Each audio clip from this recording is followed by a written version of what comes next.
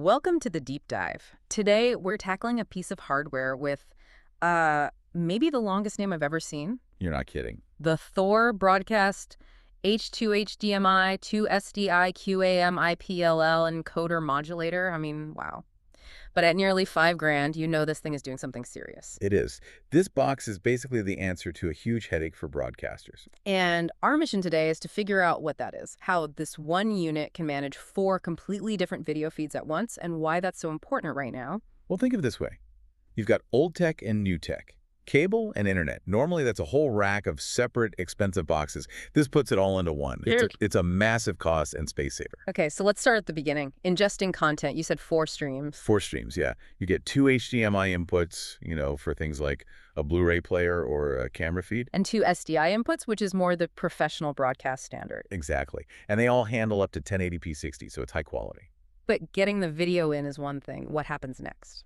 That's the encoding. And this is where it gets clever. You can choose H.264, which is modern, efficient, what everything online uses. Right. Or you can choose the much older MPEG-2. Why would you ever want to use MPEG-2 in 2024? Because millions of older set-top cable boxes out there still need it. This device has to serve the past and the future at the same time. That makes a lot of sense. You can't just leave people behind. Okay, but I saw something on the audio side that caught my eye. It supports standard stuff, like AAC, but it also has a licensed Dolby AC3 codec. Isn't that kind of an unnecessary expense? Yeah. Why pay for a Dolby license when most streaming uses other formats? But this isn't just for streaming. It's for broadcast compliance. For traditional TV systems like QAM or ATSC, Dolby AC3 is often the mandatory standard. Without that license, your signal is basically illegal for broadcast. So it's a checkbox you have to tick for the big players. A critical one. And it also passes through 5.1 or 7.1 surround sound, so you're getting full quality audio. Plus, it handles all the closed captioning data from the SDI. Okay, so we've got clean, compliant audio and video coming in.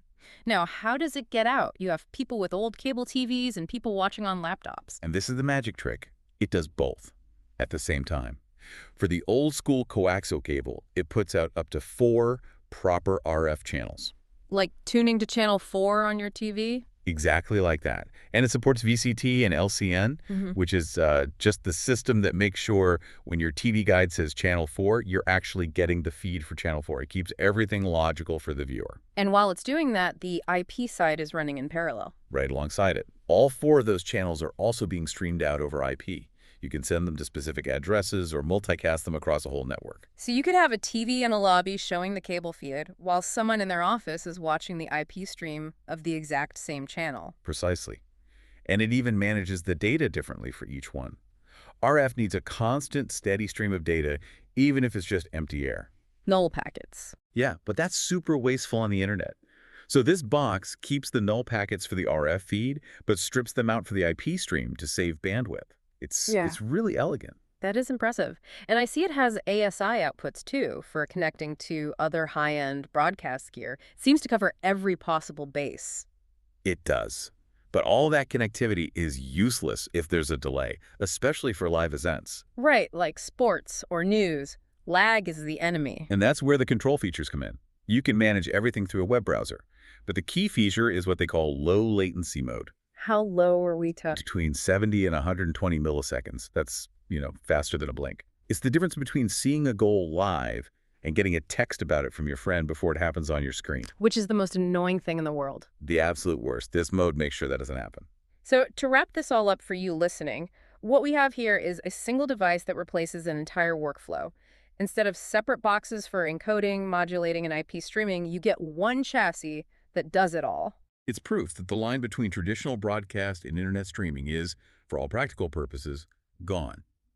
To succeed today, you need one system that is an absolute expert at both the old way and the new way without making any compromises.